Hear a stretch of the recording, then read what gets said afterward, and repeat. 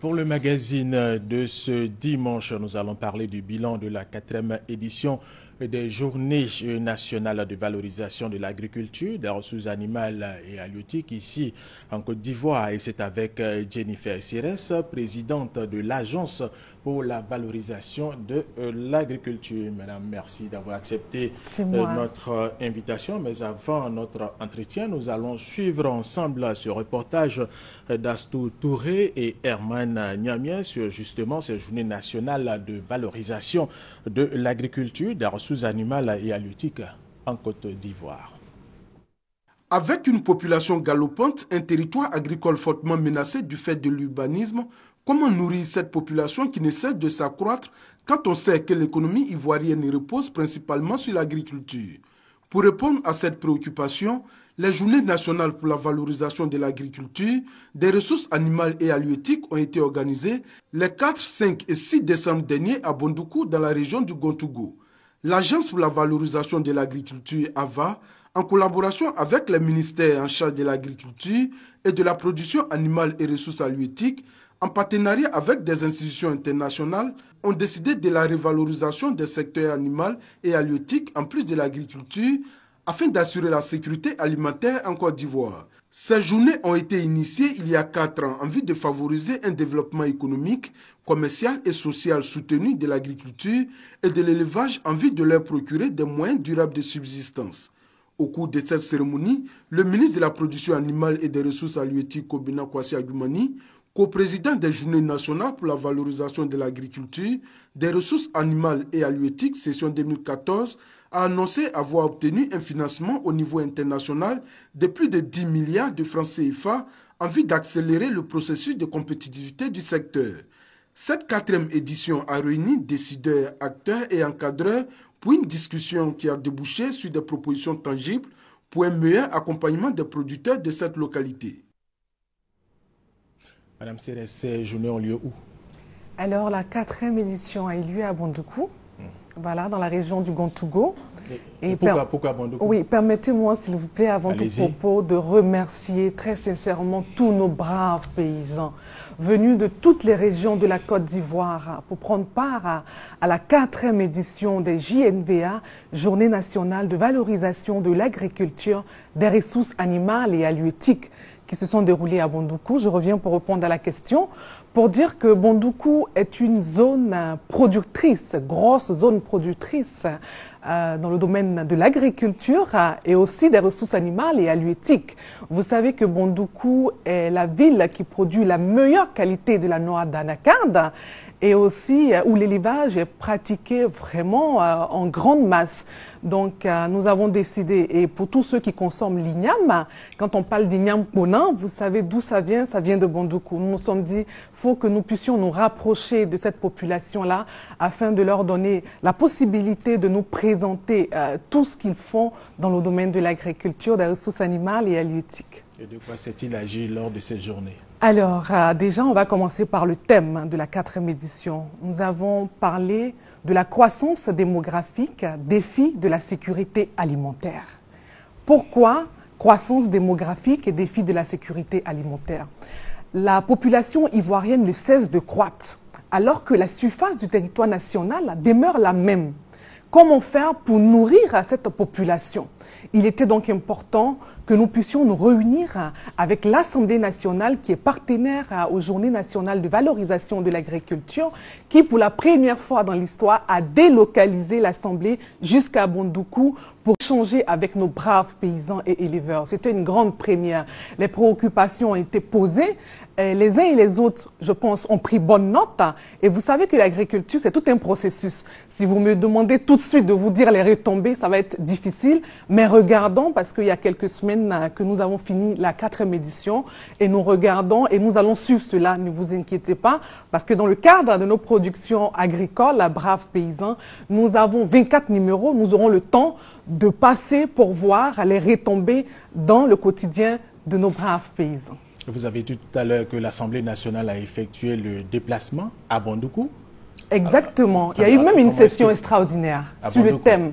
Voilà, à la mairie de Bondoukou. Donc, les députés se sont appropriés ce thème-là pour voir avec les experts, notamment au niveau des statistiques, au niveau du ministère en charge de l'agriculture et le ministère des ressources animales et halieutiques, dont les députés étaient face à ces représentants des différentes institutions-là, et des paysans et des éleveurs. Surtout des paysans et éleveurs. Surtout des paysans et éleveurs. C'était pour eux la première fois de voir leurs élus et de pouvoir leur dire « ceci ne va pas, cela ne va pas, il est important que vous puissiez nous aider à nous en sortir ».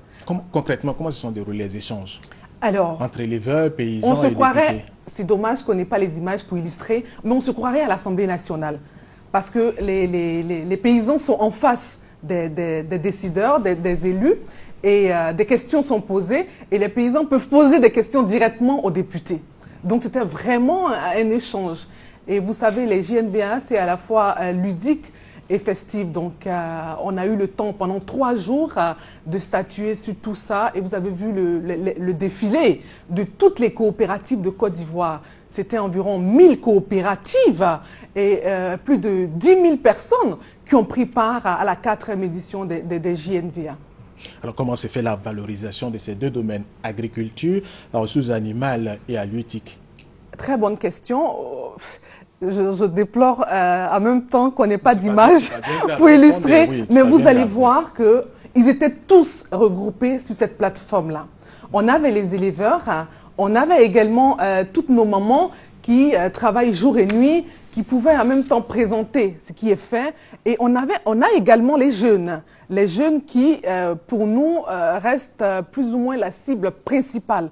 Parce que vous savez, la classe des paysans qui ont développé la Côte d'Ivoire, elle est vieillissante. Il faut penser à assurer la relève. Et quand on regarde les statistiques, on voit peut-être 50% dans le milieu rural et on voit 46% dans le milieu urbain. On se dit, ben, il y a beaucoup de personnes qui sont dans le milieu rural. Mais non, attention, parce que les jeunes, les 46% sont également dans les 50% qu'on retrouve en milieu rural. Donc, il faut dire que les jeunes doivent s'intéresser à l'agriculture. Et pour que ces jeunes-là s'intéressent à l'agriculture, il faut qu'on essaye de leur faciliter la tâche parce qu'on ne va pas continuer à utiliser la houe et la daba. Donc, eux, ils veulent retourner à la terre, mais il faut qu'on leur donne le minimum. Le minimum, c'est de mécaniser l'agriculture afin de leur permettre d'aller fièrement à la terre. Est-ce que ces jeunes sont allés, ces jeunes et ces femmes, hein, pourquoi pas, on ne parle pas souvent des femmes, qui dit jeunes, certainement il y a des femmes. Alors qu'elles travaillent plus que les hommes. Vous le dites, on vous le concède.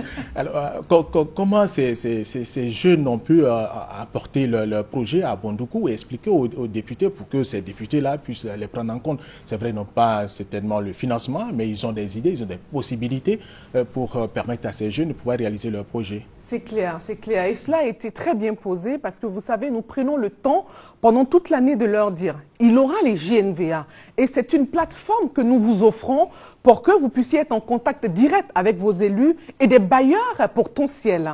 Alors, il faudrait vous préparer, il faudrait monter vos dossiers et quand vous serez face à ces bailleurs-là, vous pourrez leur présenter ce que vous voulez faire. Il y a des jeunes qui disposent de terres, mais qui n'ont pas les moyens de mettre ces terres-là en valeur. De financement. Donc, vous voyez que le problème du financement revient toujours. Et aujourd'hui, nous sommes en train de réfléchir pour véritablement trouver une solution définitive au problème du financement de l'agriculture. Et je pense déjà que ça annonce les couleurs de la 5e édition des JNVA qui aura lieu à Daokro. Donc, nous pourrions vraiment réfléchir à fond sur ce problème de financement parce que la bonne volonté existe, mais qu'est-ce qui coince depuis et on n'arrive pas à mettre en place un mécanisme assez puissant pour aider ces jeunes-là à pouvoir réussir dans le domaine agricole. Donc déjà, ils ont eu à échanger avec leurs députés, avec d'autres bailleurs de fonds et je pense que les choses sont en train de bien se passer et comme je vous l'ai dit, nous allons prendre le temps de suivre ça parce qu'aujourd'hui, nous ne sommes même plus à l'étape de coopérative, nous sommes à l'étape de société coopérative. Une véritable organisation. Très voilà, c'est tout un processus. Tout à fait. Après Bondoukou, Daoukro, alors est-ce que déjà il y a un retour? C'était du 4 au 5 ces journées à Bondoukou. C'est ça. Est-ce qu'il y a un retour?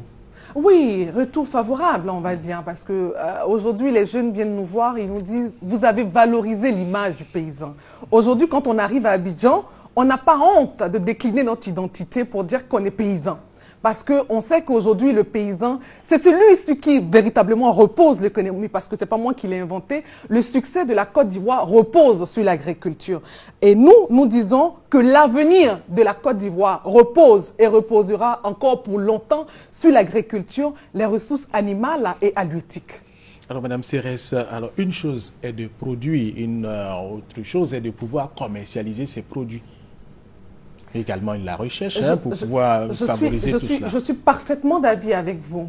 Là, je vous ramène tout de suite en 2013 pour dire que le thème de la 3e édition, c'était comment valoriser les résultats de la recherche scientifique pour vraiment permettre à nos chercheurs de pouvoir ressortir, c'est-à-dire mettre sur la place publique ce qui a été déjà trouvé.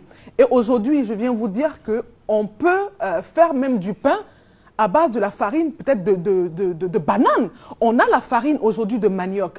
Et ce serait bien que cela rentre dans nos mœurs parce que si nous ne consommons pas ce que nous produisons, ça va être difficile pour nos braves paysans de s'en sortir. Nous consommons le pain, le blé nous vient de l'étranger, donc nous donnons beaucoup de financement aux paysans de l'autre côté. Donc ce serait bien que les Ivoiriens acceptent de consommer ce que nous produisons et cela aura un retour dans la vie de tous nos braves paysans et braves paysannes éleveurs de Côte d'Ivoire. Et ce sera votre mot de la fin. Merci d'avoir accepté notre invitation, Madame Serres. Fin de ce magazine, c'est aussi la fin de cette édition. Mesdames et messieurs, merci de nous avoir suivis.